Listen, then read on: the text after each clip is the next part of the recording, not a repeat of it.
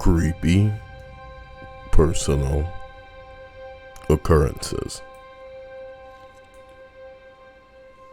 According to Reddit. Number 15. When I was 14 years old, I had just moved to another state. My bedroom was sparse. I didn't even have a bed frame, just a mattress on the floor. Next to my bed was an alarm clock that had big, large red numbers on it. I laid down on my bed, put my head on my pillow, and looked toward my clock. The time said 10:24. I blinked. Literally just blinked. The clock said 10:24, but it was now morning. Light was coming through my window. I swear I didn't sleep. I literally blinked, and it was 12 hours later at the same time. I spent the rest of the day in a tired haze, like I had stayed up all night. All I know is I had just gone to bed, blinked, and now it was morning. Every time I hear those conspiracy theory shows on the radio about time skips and wormholes, I always wonder if that's what happened to me. But it's by far the freakiest thing that's ever happened to me.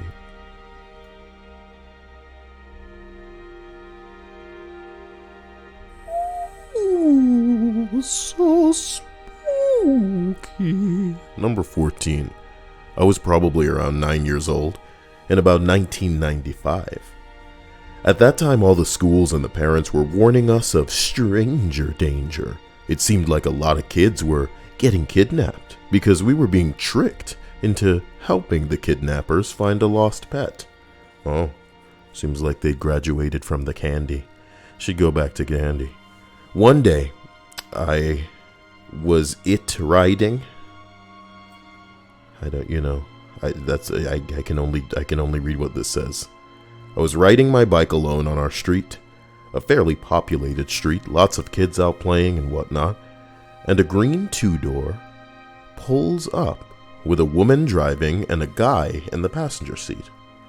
The guy calls out the window, "Hey kid, we lost our dog.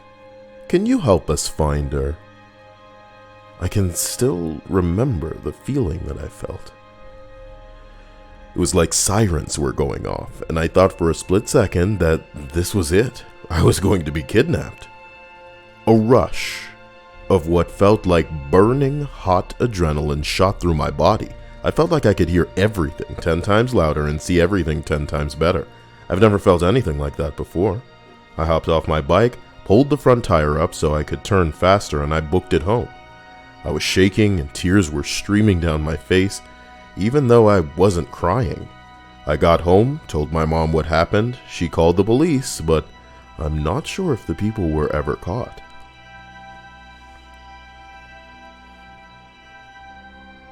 A lot of people missing pets back in those days. Number 13.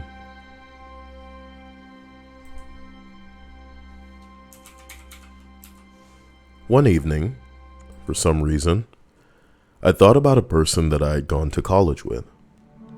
I hadn't seen them in around 30 years, so I decided to Google her name to see what she had done with her life.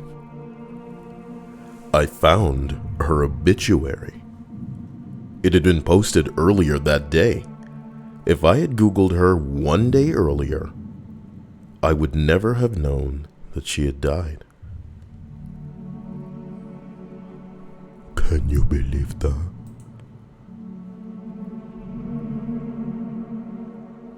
Ugh. Number 12. I used to live in a one-bedroom apartment with a den. In the den, we had a spare bed for visitors. One night my boyfriend was super sick, so I went and slept in the spare bed. In the middle of the night, I had what seemed to be sleep paralysis. I couldn't move.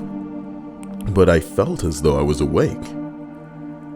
In that state, I saw a dark figure walk into the room and just stand over me. He stood there for a while, like the dark figures were right over my face. The next day, I was very freaked out. I told my boyfriend, and he asked if I was joking. The same night, he saw a shadowy figure in our bedroom pacing in front of the bed. He said he slept with the light on all night, which had explained why it was on the next morning when I went to the room. This happened about a year ago, and we haven't talked about it since. We'd rather forget that entire night happened. I used to know a girl named Shannon who would talk about the shadow people. She seemed fairly convinced. Oh, Shannon. I hope they didn't get you. Number 11. Mom died 5 months ago, and I moved across the state. I started living in her apartment. To be closer to family, I swear, I heard her call my name one night. It felt so natural, hearing her voice in her own apartment, but she'd been dead over a month. I'm sure it was just a nearly asleep hallucination, but it was spooky. Someone responds. My grandpa died almost a year ago. My grandma says she hears him call her name in the mornings fairly often. Just the way he used to wake her in the mornings. She thinks it's Grandpa visiting her.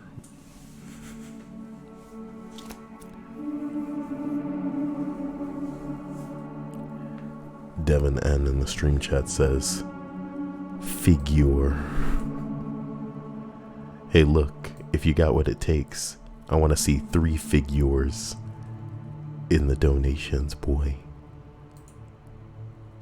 Number 10. I could hear a woman's voice singing almost inaudibly on my daughter's baby monitor.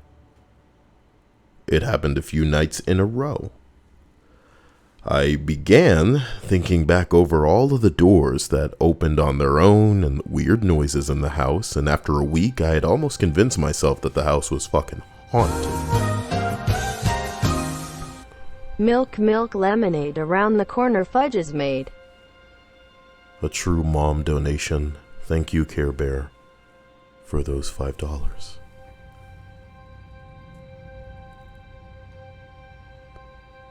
The one night I heard the woman's voice singing clearly. For the first time, it was Taylor Swift's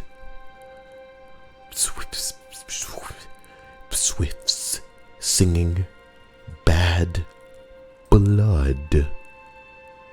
Turns out, I just live in an old house, and my cheap Chinese baby monitor can just hardly pick up the local pop station on a clear night.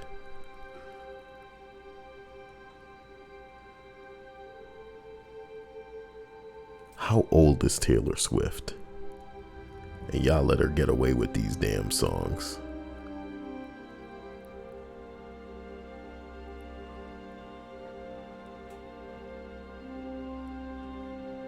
Number 9. When I was around 5 years old, I was visiting my grandma in the city with my mom, my dad, and my sister. We were walking towards the city center, so it was pretty crowded. The way they spell center is the scariest thing I've seen all night. I remember letting go of my dad's hand, and then feeling him grab back a hold of it a few moments later. I kept walking. I don't know how far. I hear my dad shouting from behind me and grabbing my other arm. I hear him say sorry, and I look up and I realize I was holding hands with an old man that I didn't know. My dad assumed that I'd accidentally grabbed onto this man's hand, thinking that he was my dad, and I remember him pulling me away, all embarrassed, and I was just thinking, but the man grabbed my hand. So basically, some guy tried to snatch me out of a crowded area. I still don't understand why my dad thought I grabbed onto his hand. Well, it's what you want to think when you see your daughter abruptly holding hands with a stranger. My parents were normally quite paranoid about strangers. He must have been distracted when talking to my grandma.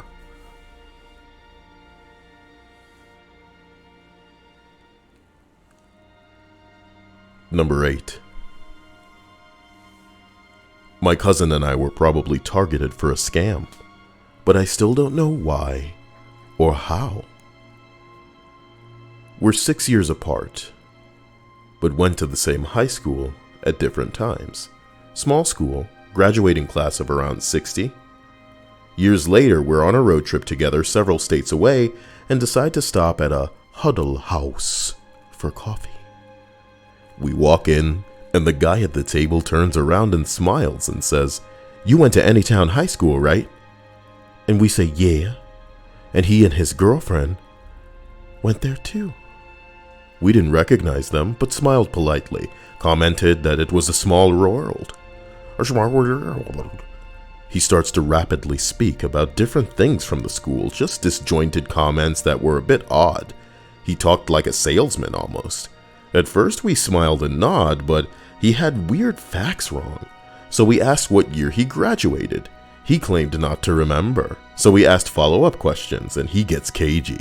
Suddenly the girlfriend goes, "This isn't working!" And they suddenly pay and leave, food untouched. We since have determined that they didn't go to our school and tried to figure out how he knew what he did to no avail.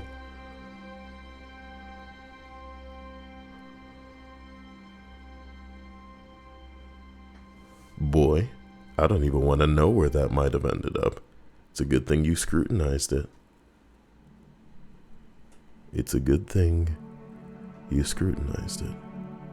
Scrutinized? That word sounds faker and faker every time I say it. Things hold up or don't hold up to scrutiny. But can you scrutinize? It says it's a word. I guess you've said it 1 or 5 too many times. You could say that you're scrutinizing too hard.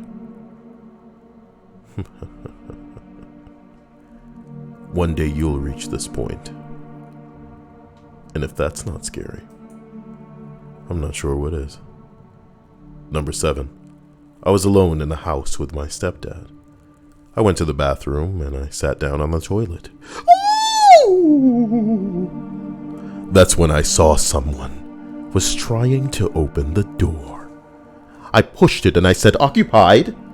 But whatever was at the other side kept trying to open the door. I called my stepfather and I heard him from the kitchen saying, "Yeah," and at this point I was terrified. It suddenly stopped. I checked the whole house for anyone other than my stepdad and didn't find anybody. I went to the other bathroom and used it. I still don't know what the hell was at the other side of that door.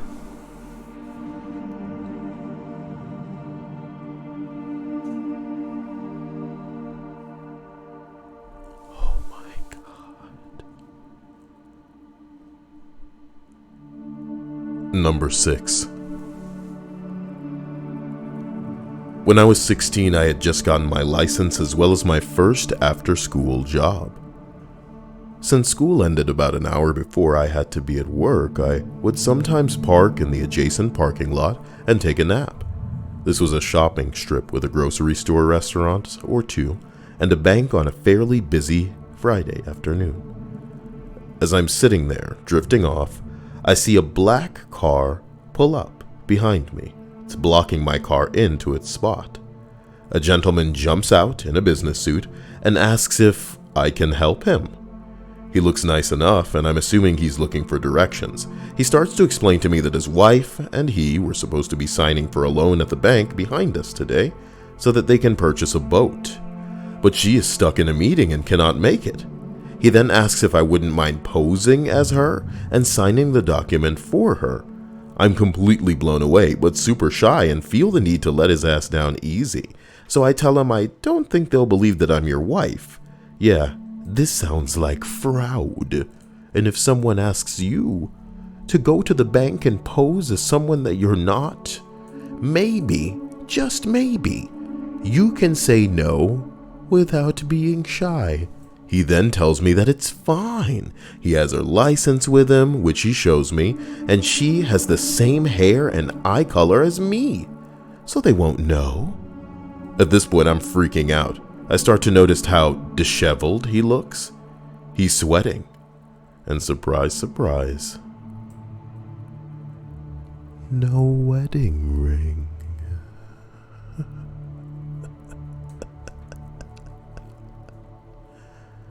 I just want him away from my car, so I start telling him that I can't help him, and he needs to go ask someone else. He says it's fine, it'll be quick, just jump in my truck and I'll take you over there.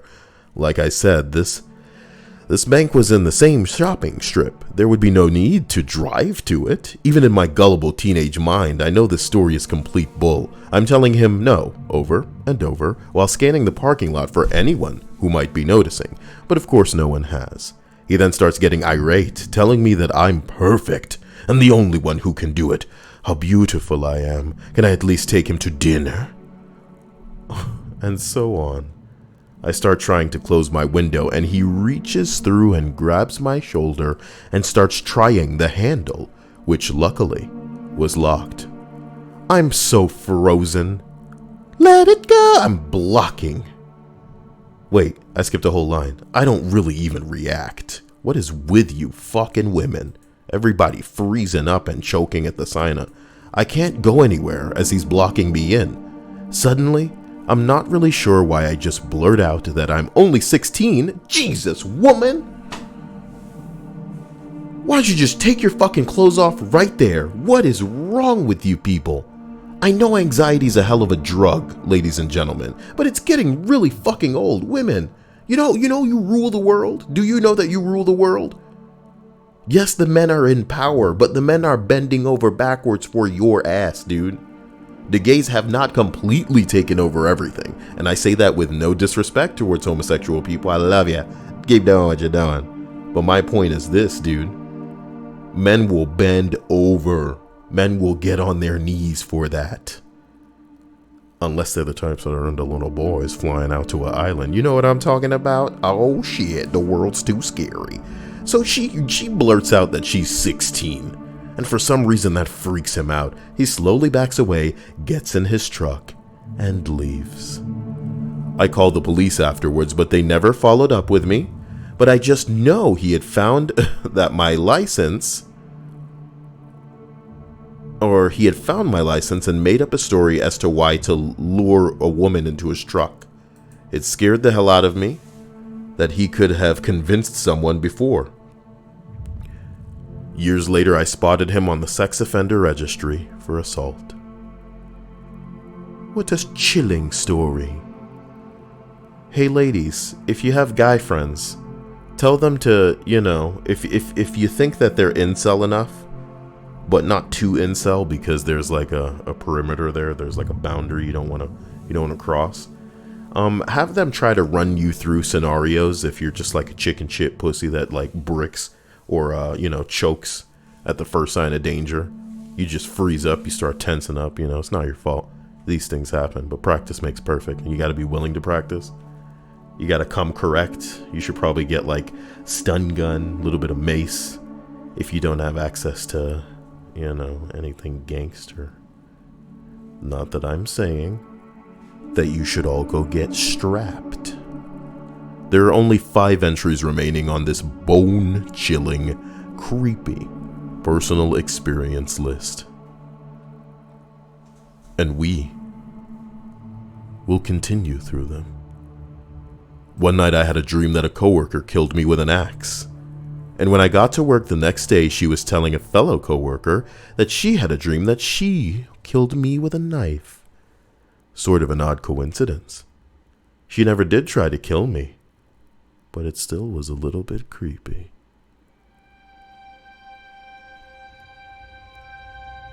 What do you imagine me killing you with?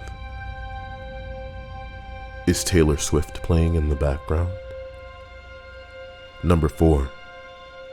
I have a very vivid memory of waking up terrified in the middle of the night and running to my parents' room. I saw a ghost. I was only a kid at the time. He followed me and stared at me from the doorway as I crawled into their bed and hid under the covers. We looked at each other for a few minutes, and then he left. I was so shaken that I stayed awake the rest of the night until my parents woke up in the morning.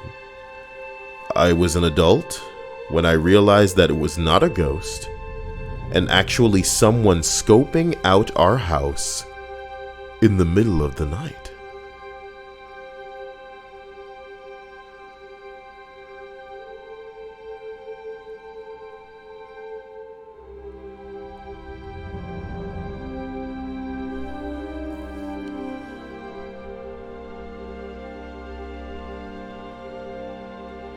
Number 3.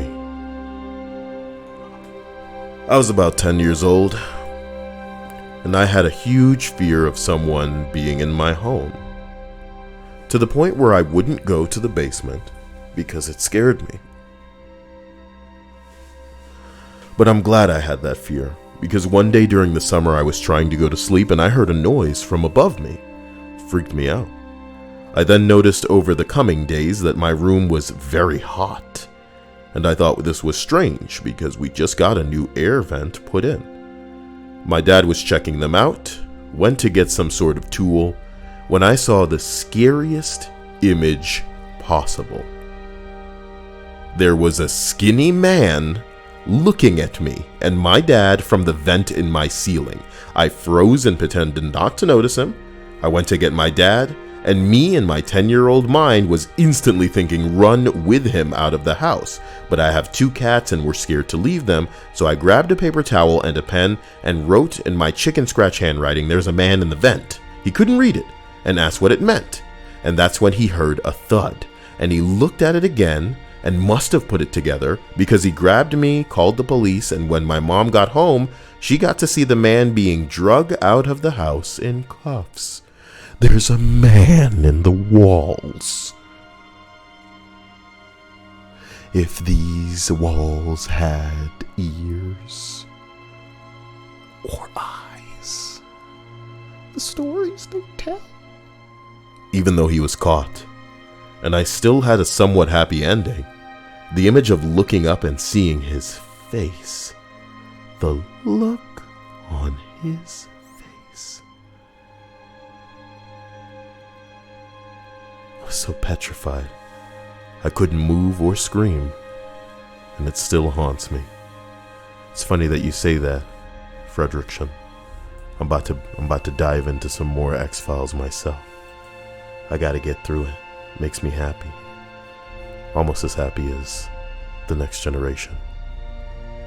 When I'm finished with those shows, I'm gonna end it all. I'm gonna end it all. Number 2. In 1991, I went to a 7-Eleven by myself when we were at my grandmother's house. There was another kid there about my age. We looked similar, etc. I bought a Slurpee, walked back to my grandma's house, and that was that. The other kid was kidnapped and murdered pretty much right after leaving that 7-Eleven. The only thing I can think of that kept me from being kidnapped and murdered was that maybe I won some sort of cosmic coin toss and left later than the first kid. The police officer are pretty sure that they know who did it, but couldn't prove it. And to this day, it still weirds me out. I'm 41 now, and I still live in that neighborhood.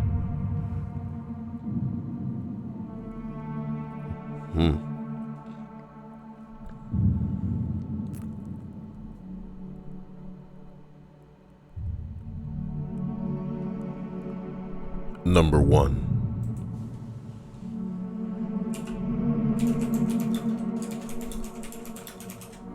I had a roommate who was always a complete asshole. Was never polite or kind to anyone. One night, after I helped his drunk ass to bed, he turned to me and said, "I really appreciate you, and I know you don't like seeing me like this. You've been a good roommate and a good friend. Thank you." I found him dead the next morning due to an undiagnosed heart condition that alcohol had exacerbated. It's not exceptionally creepy in the normal sense, but I'll never forget how serious and genuine he was with the last words that he delivered to me. I hope you've all enjoyed this list. Thank you for being you. Thank you for being here. If you want to support, do whatever you want to do. Like the video, donate via the links in the description. Do it off stream. It helps me either way. Or go over to the wish list and see what needs to be bought. Maybe there's like a wire shelf there, or like some kind of electronic that'd help me out. Do what you do, guys. Thank you to everyone who is here. Thank you to those who have sponsored. And thank you to my patrons. You guys are keeping this show on the road. Stay out of trouble.